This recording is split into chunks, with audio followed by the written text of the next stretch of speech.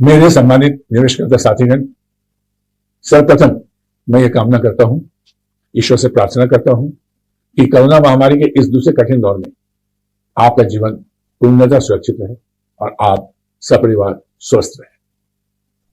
हमारा और आपका 43 वर्षों का लंबा साथ है। आपके साथ हमारे रिश्ते केवल व्यवसाय के ही नहीं बल्कि पारस्परिक विश्वास और भावनाओं के भी हैं। हमने आप निवेशकर्ता साथियों के हितों को हमेशा सर्वोच्च प्राथमिकता दी है। हम हमेशा चाहते रहे हैं कि आपका देय भुगतान समय पर हो, जैसा कि हम करते भी रहे हैं, और आपको किसी तरह की कठिनाई का सामना न करना पड़े। लेकिन पूरी सदाशयता के बावजूद कभी कभी हालात काबू से बाहर हो जाते हैं और हम कुछ नहीं कर पाते। मैंने दिसंबर 2020 में कहा था कि 31 मार्च 2021 तक हम विजयी होंगे, यानी अपने व्यवसायों को दुरुस्त कर लेंगे, जिससे आप साथियों को पुनर्भुगतान करने की प्रक्रिया को तेज गति से आगे बढ़ा सकेंगे। लेकिन ऐसा नहीं हुआ। हम मान के चल रहे थे कि कोरोना की पहली लहर का जो प्रभाव था वो समाप्त हो जाएगा और हमारी व्यावसायिक गतिविधियां फिर से रफ्तार पकड़ लेंगी। अपने इस अनुमान के आधार पर हमने अपनी सारी व्यावसायिक योजनाएं इस तरह आगे बढ़ाई थी ताकि हम आप साथियों का भुगतान जल्दी से जल्दी कर सके, मगर यह संभव नहीं हुआ और आज 31 मार्च के बाद मैं दोषी होने के कटघरे में खड़ा हूं। लेकिन मैं पूरी तरह सोच समझ कर कहना चाहता हूं कि मैं और संस्था का प्रबंधक इसके लिए जिम्मेदार नहीं है। हम दोषी नहीं हैं, हम दोषी नहीं हैं, हमसे कतई कोई गलती नहीं हुई है। आप इस बात को जरूर समझेंगे और मानेंगे जब आप मेरे सभी बातों को सुन लेंगे। दरअसल हम यह अनुमान नहीं लगा सके, हम नहीं, दुनिया भर में कोई भी अनुमान नहीं लगा सका कि कोरोना महामारी की दूसरी लहर इतनी भयावह होगी और हमारी सारी योजनाओं को बुरी तरह ध्वस्त कर देगी। दूसरी मार अमेरिका में करीब नवंबर 2020 में शुरू हुई। अगर भयानक कोरोना की यह दूसरी मार नहीं पड़ती तो न केवल अपने व्यावसायिक योजनाओं को हम बहुत आगे बढ़ा चुके होते, बल्कि अपने निवेशक साथियों को भुगतान करने की प्रक्रिया को भी पूरा कर रहे होते।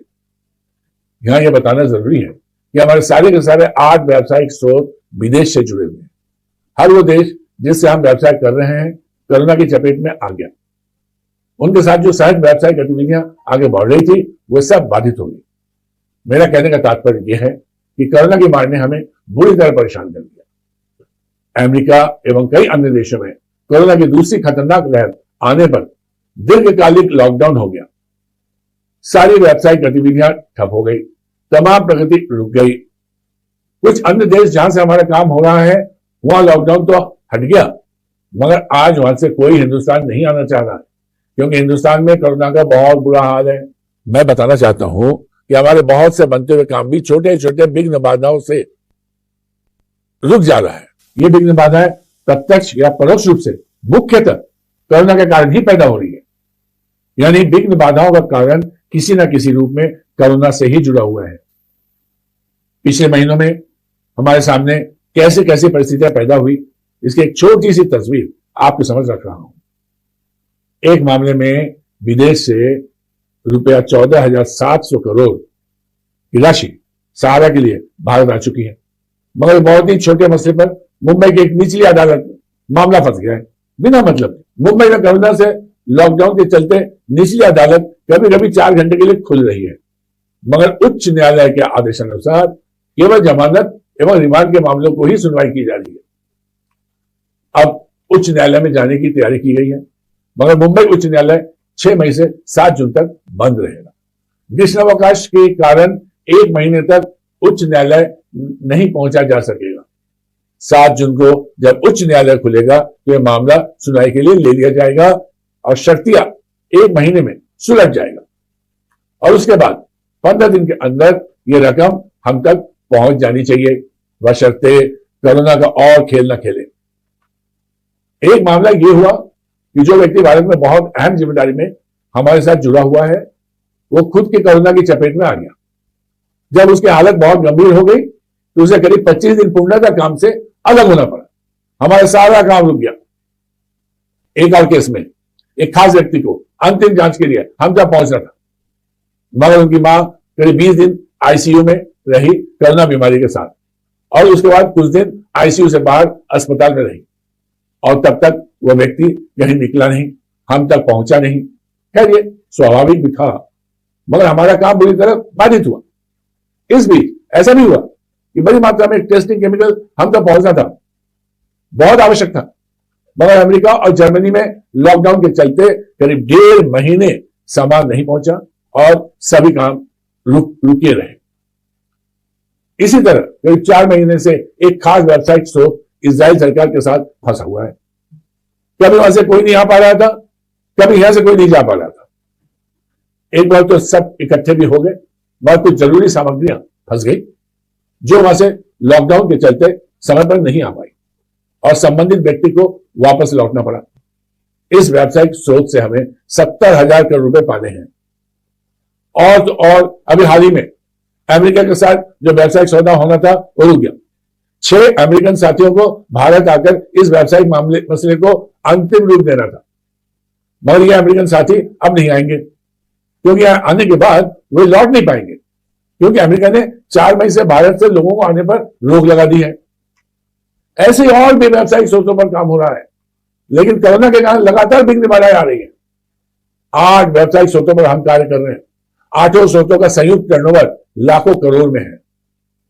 मैं आपको बताना चाहता हूं, और आप मेरी बात को जरूर मान लीजिएगा, कि ऐसे ही छोटी बड़ी 50 विघ्न बाधाओं ने हमें महीनों से परेशान कर रखा है। सब कुछ समय की बात है, बहुत कुछ होते हुए भी हमारे हाथ में नहीं होता। ग्रह नक्षत्र भी अपना खेल खेलते हैं। इस सब के बावजूद हम अपनी व्यवस्थाओं को पटरी पर लाने के लिए जी जान से जुटे हुए हैं। वर्तमान में सारी बाधा विघ्न एवं सारी परिस्थितियों को देखते हुए तथा व्यावसायिक कार्यों में प्रगति को देखते हुए मैं अपने पुराने अनुभव के आधार पर आश्वस्त होकर, निश्चिंत होकर कह रहा हूं कि स्थितियां सकारात्मक दिशा लेगी और ज्यादा से ज्यादा जुलाई, अगस्त, सितंबर के अंदर ही अधिक से अधिक विलंबित भुगतान ब्याज के साथ हो जाएंगे। परंतु इस निश्चिंतता के साथ कि कोरोना दुनिया में, खासकर अमेरिका, भारतवर्ष और कुछ देशों में फिर से विकराल रूप न धारण करे। आप सभी की शुभकामनाएं एवं उस ऊपर वाले का आशीर्वाद रहा तो जुलाई, अगस्त, सितंबर के अंतर्गत 100% विलंबित भुगतान हो सकता है। आप मेरे विश्वास को हमेशा याद करेंगे कि हम विलंबित ब्याज सहित शीघ्र ही भुगतान करेंगे। आपने बहुत तकलीफ उठाई है और अभी भी बहुत तकलीफ में है। मार्च तक तकलीफें दूर हो जानी चाहिए थी, मगर नहीं हुई। मगर दोष किसी का नहीं है। मुख्यतः कोरोना की अप्रत्याशित परिस्थिति ने हमें परेशान कर रखा है। सारे भुगतान ब्याज के साथ हमें करने ही है। हम कटिबद्ध हैं और इस बात में कोई शक शुबा नहीं है। मुझसे एक प्रश्न बहुत पूछा जा रहा है कि सारा सेबी अकाउंट में करीब 24,000 करोड़ रुपए जमा है, उसका क्या हो रहा है? जबकि सेबी पिछले 8 वर्षों में केवल 107 करोड़ का ही भुगतान कर सका है। यहां यह भी कहना है कि सेबी के द्वारा 4 बार पूरे भारतवर्ष में 150 अखबारों में इश्तिहार देकर लोगों से अपने भुगतान की मांग करने हेतु आग्रह किया गया, जिसके सापेक्ष मात्र 107 करोड़ का ही भुगतान कर पाया। और माननीय सुप्रीम कोर्ट के निर्देश की अनदेखी कर सेबी द्वारा बिना सत्यापन कार्य पूरा किए, बिना अंतिम इश्तिहार दिनांक 26/3/2018 के द्वारा निवेशकों को यह अंतिम मौका दिया गया कि जो निवेशक अपना आवेदन दिनांक 2/7/18 तक सेबी को करेंगे, उन्हीं का भुगतान सेबी करेगा। आखिर यह भुगतान सारे के द्वारा पूर्व में ही किया जा चुका है, अतः यह डबल पेमेंट का मामला है। मैं दोहरा के कहना चाहता हूं, यह डबल पेमेंट का मामला है। माननीय सुप्रीम कोर्ट के आदेश के मुताबिक 24,000 करोड़ की रकम सारा में ही वापस आनी है और हम ये मानते हैं कि कुछ शेष राशि और जमा करने की जरूरत नहीं है। कारण जब आवेदन प्रोसेस ही नहीं होंगे तो फिर पैसे की जरूरत नहीं हो सकती है। लेकिन यह दुर्भाग्यपूर्ण स्थिति है कि पिछले 14 महीनों से हमें माननीय सुप्रीम कोर्ट में कोई तारीख ही नहीं मिली, जबकि हमारे काफी सारे एप्लीकेशन फंड डिमांड के साथ लंबित है। यहां भी तारीख न मिलने का मुख्य कारण कोरोना ही है। आप सभी को यह भी अवगत कराना है कि संस्था के पास देनदारियों के सापेक्ष 3 गुना संपत्तियां हैं और आमतौर पर यह भी सुनने में आता है कि लोग कहते हैं कि इतनी संपत्तियां हैं तो इन्हें बेचकर रुपया क्यों नहीं उठाया जा रहा है। इसके संबंध में स्पष्ट करना है कि हमारी संपत्तियां बड़े आकार की है, जिसकी वजह से इसका सही और बड़ा खरीदार नहीं मिल रहा है, खासकर कोरोना के वित्तीय परिस्थिति की वजह से। और यदि मिल भी रहा है तो भुगतान को 2-3 साल में करने की शर्तों के साथ हमारी संपत्तियों को 1/4 या 1/3 दाम में खरीदना चाह रहे हैं। व्यावसायिक कुशलता तो यही कहती है कि जो हमारी संपत्ति है उसे डेवलप करके टुकड़े टुकड़े में बेचा जाए, तो उसमें अपनी प्रॉपर्टी का एप्रिशिएटेड वैल्यू मिलता है। और रियल एस्टेट में यानी कि जमीनों में इसलिए पैसा लगाया जाता है कि उस जमीन का डेवलपमेंट कर उसे प्लॉटिंग अथवा कंस्ट्रक्शन कर अलग अलग व्यक्तियों को बेचा जाए, जिससे कि ज्यादा से ज्यादा मुनाफा कमाया जा सके। जैसे एमी वैली में करीब 10,000 एकड़ जमीन है, यदि इसे डेवलप करते हुए घर बनाकर बेचा जाता है तो उसे जमीन के दाम के सापेक्ष सिर्फ मुनाफा ही 4 गुना से अधिक प्राप्त होगा। यहां यह भी बताना जरूरी है कि अगर इतने सस्ते में अपनी संपत्तियों को बेच देंगे तो निकट भविष्य में अपनी देनदारियों का भुगतान पूरे तौर पर नहीं हो पाएगा। मैं दोहरा के कहना चाहता हूं कि अगर हम सस्ते में बेच दिए तो हमारी देनदारियों का भुगतान पूरे तौर पर नहीं हो पाएगा।